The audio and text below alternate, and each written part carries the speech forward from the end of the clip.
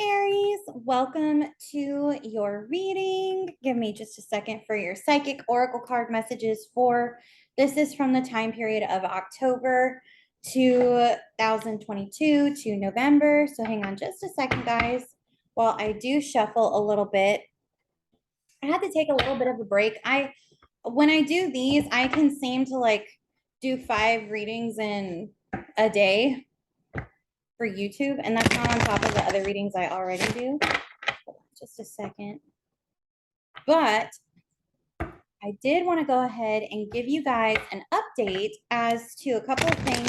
First things first, I have a website now. Yes, a website. So if you would like a tarot, oracle, astrology, rune, dream divination type of reading, that is on my website for personal readings down in the description box below. I also offer coaching sessions, like life coaching sessions using tarot, runes, astrology, dream interpretation. Again, they're separate and they're on my website. So down in the description box below, just click that.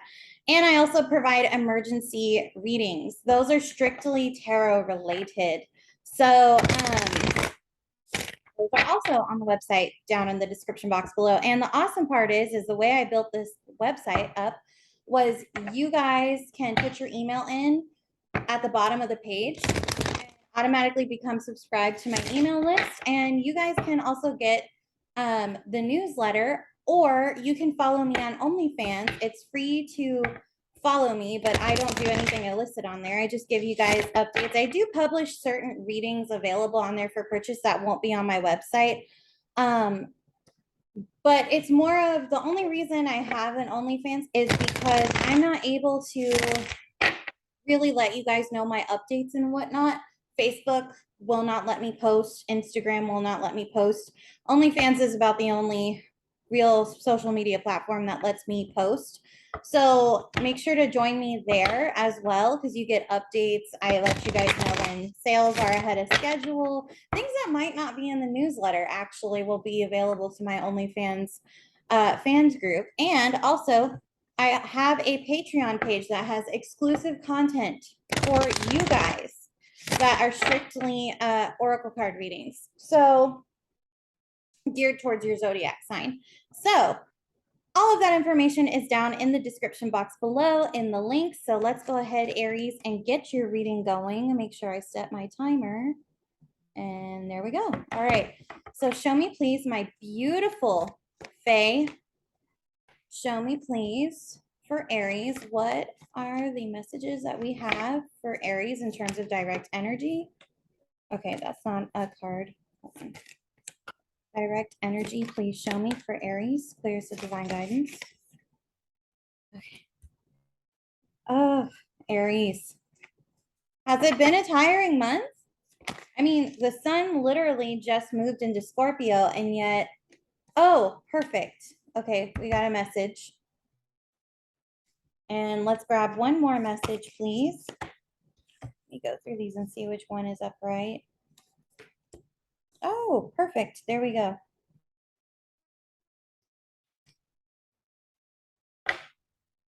I'm going to go ahead and accept these two for your oracle card reading. So interesting, because Capricorn got this card too, I believe. It might have been Capricorn or one of the other signs. Aquarius. It could have been Aquarius, actually. But Aries, the point of this is very important. This is a soulmate relationship, either deepening for you. Normally, I don't say soulmates with this deck, because in the Fae world, and how it works with the Fae is soulmate relationships are cool, but we don't, you know how we put like a lot of precedent on them? In the Fae world, they don't do that. So I mean, like, it's still a great thing to have, but you have other relationships that are just as important that are outside of a soulmate relationship. But there are times where a soulmate relationship will pop through, and it is necessary in order for your life path to move forward and or advance. And it's so funny because I actually had someone ask me the difference between a soulmate and a karmic partner and a twin flame. And those are all three very different type of energies. But you have the blessing of the Anna Makara. It's Celtic for basically like a friend that is going to be a companion to you, but is also sweet and loving and guides you on your path. It doesn't necessarily have to be love and romance. It can be a friend, it can be a colleague, it can be a coworker, it can be a family member, it can be literally, it can be a sibling, it could be a cousin. That's why it's like, that's why when I say it's a soulmate, it doesn't necessarily have to be romantic. I feel it's not. And in fact, based on this picture right here, in the book of one of Amy Brown's art books, this is about two sisters. This actually used to be called, like, I think The Sisters or something like that. And I know it's about two sisters and it's about mirroring. This card definitely is the yin to the yang kind of energy, but yet, look, their wings are still similar. I feel like they're a little unseelie too, which is interesting because the unseelie are the only ones with wings that have like bird feathers in Amy Brown's work. I didn't pick that up when I initially read about this card because I hardly ever get this card. I think as much as I would love to have this card come into my life, the truth is I'm always being this card to other people in terms of like being that deep soul friend, being, so I guess that's why I never get it. But when I read it to, I think it was Capricorn or Aquarius, it was something that they really did need. And an Anna Makara comes in when it's not just about like, oh, the right frequency or right timing. There's a lot at play here of frequency, timing, path, destiny, fate. It's not a simple roll of the dice, okay? This is more of no, no, no. This has been planned. This has been fated. If things got to this point, this energy, this person, this being, this situation is going to come through. It's going to help you. And it's going to not only help you, but also guide you in the way you're supposed to go on your path. Maybe, and it's interesting because, like I said, it doesn't necessarily have to be love and romance. It can be a sibling, it can be a friend, but I feel for you, Aries, you need to figure out what type of Anna you want. And I normally don't say that because usually the soulmate energy is soulmate energy. They're going, soulmates come and go. That's how they are in terms of the mystical world. Not a lot of people get that. We think, when we've been told there's only one soulmate for me. And the truth is that isn't true. There are many soulmates. We just get stuck on one because we've been taught that there's only one person who will ever love us and all of that kind of stuff. But now that's not true. In fact, think about it. Like, think about when people get married and or their spouse dies and the spouse that is living has to move on with life. It's their choice if they want to date or marry again, but at that point they get to that bridge when they cross it, and that's why it's like then they go and they find another soulmate. Okay, so that's why it's like, there's not only one, there are many. And in fact, with twin flames in particular, for people who are here because you're like, I need to know if that's my twin flame. It could be, but this is very different from twin flame energy. Twin flame energies are more telekinetic.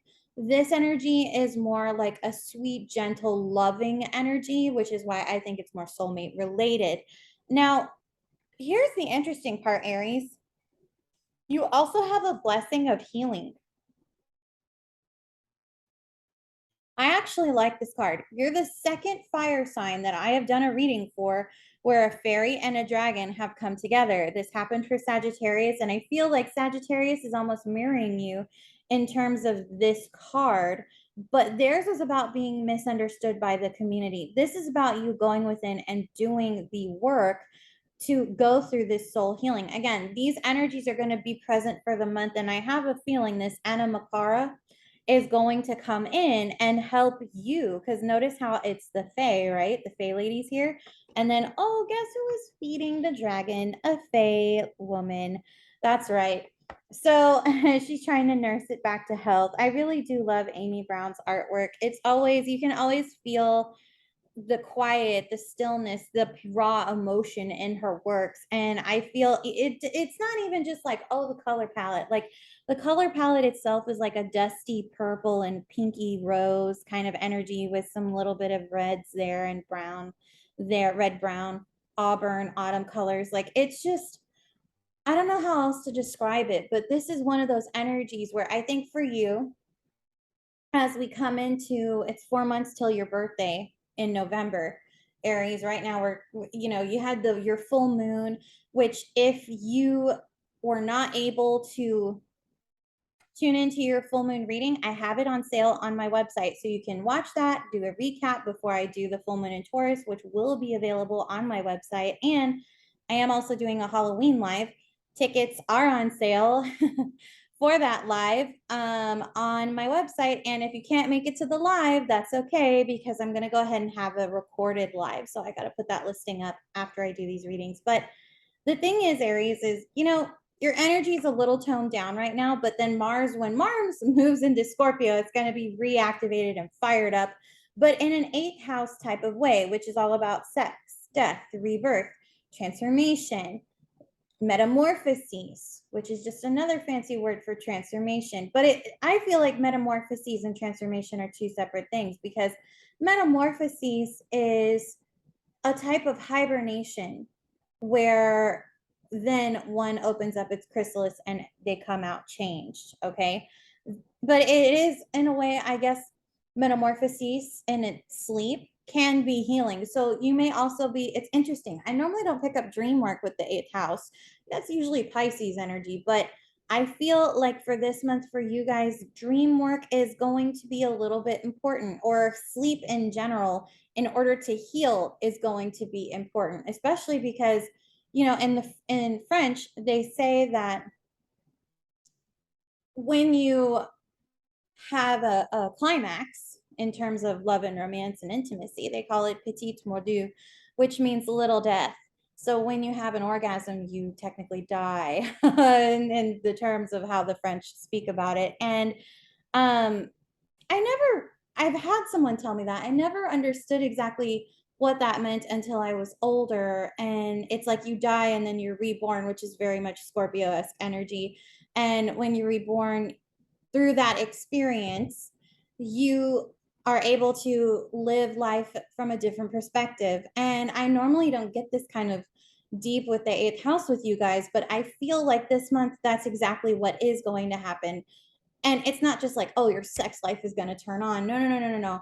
It's not just about that. You also have to think the 8th house rules reputation and taxation, as well as, like I said, rebirth and death. So this is normally where I've been telling people you need to think about your transformations and what you want to end and what you want to begin. I always go through that, but you're in a healing state. You're not ready for things to turn.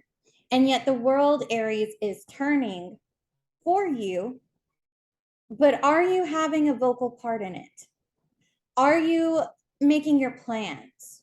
If you're in a healing state, you can't really do that too much. And some people are like, oh, and it's so frustrating to me. I understand. I've been there.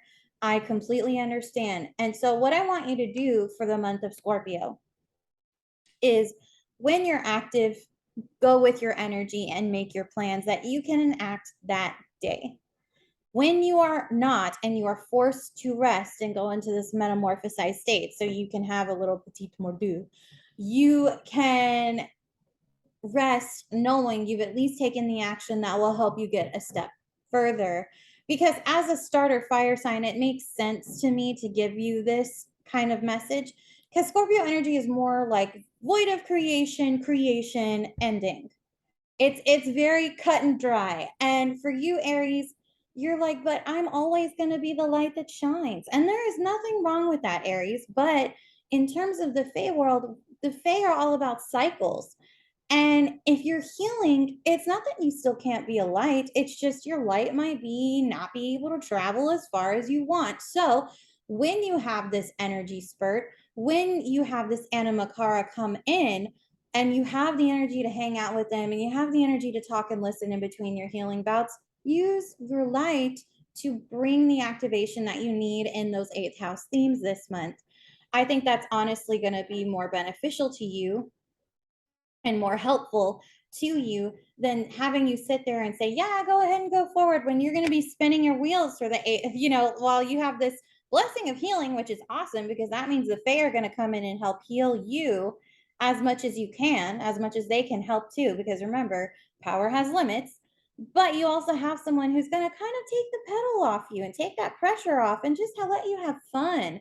And if it's one thing Scorpio hates, is being, as a Scorpio myself, we're not always drab as everyone makes us out to be. And we're not always the one brooding in the corner. In fact, we do love to have fun, but we like to have fun in our own way. And our own way is feeling it emotionally, which a lot of signs do not get the luxury of experiencing. And it has to do with the emotional. It's not like an emotional high, but I would say that we have to feel centered and healed before we can go have fun. And I feel like this is where Scorpio is really taking that energy within you, Aries, and is kind of working itself out on you. It's a new, I would say this is a game changer for you because this is not something you normally do. You always get up and go, here I am, blah, blah, blah, like in and out, dipping in and out, as fire signs tend to do. And that's okay. But when it's a water fire sign, the water's going to take precedent first. The healing has to take place first. The love, the emotions, positive and negative, they are going to come through this month. And it doesn't matter if you tell yourself they can go away, because I know as a Scorpio, they won't. They'll resurface, and they'll resurface at the worst possible moment, but then you'll be able to process them and then move forward. Until that point, and instead of getting to that point, work on the healing now. And if you're like, well, I don't really know where to start, Luna, on the healing, definitely get a card reading with me, because, and I'm talking about spiritual healing, not physical or mental or emotional. For that, definitely reach out to a psychologist or psychiatrist or a doctor, because they will be able to help you go through these bouts of change that physically or mentally or emotionally you might need at this point in time. But nonetheless, oh, and also, here's the one thing about an Animakara I will say. They're going to be there for you, but don't get necessarily hung up on just them being there for you. This is going to be an equitable exchange relationship, Aries. You have to understand that not everybody can be there all the time at your every whim, but they can be there and available when you need them. Just make sure to ask. And also, if this person is helping you go through this healing process, be kind to them. Don't use them and then treat them wrong, okay? And also, I would even say one other thing, and that is that don't get codependent on them, okay? Hold on. Don't get codependent on them. Codependency is a way of turning things into complacency. It's okay to be reliant on people who love you and want to watch you and heal you and take care of you. But when it's like becoming codependent, where you're willingly just kind of giving it all away and always needing them, that puts a lot of strain and pressure on this person. So make sure you kind of stay in your ground and center, and you keep what independence you have. But also remember, independence in its truest form is freedom. But also remember that when we share and we give unto others and we give pieces of ourselves and our vulnerability, that is also a way of freedom in terms of love, romance, intimacy, and friendships. Because remember, like I said, this isn't just romantic love. In terms of soulmate relationships, it's all about the fifth house, which is not just love and romance. It's about how we relate to love, what our natal Venus is like, and so many other things. So please, guys, before we go, because that's it, make sure to check out my website, sign up for the newsletters, go to OnlyFans so you can stay in contact with me and get updates. And if you would like an emergency reading with me, or you want to join me for the Halloween Live, excellent, please do so. All of that is down in the description box below. I love y'all so very much. I will talk to you later. Take it easy, Aries, and I will see you next month. Bye, guys.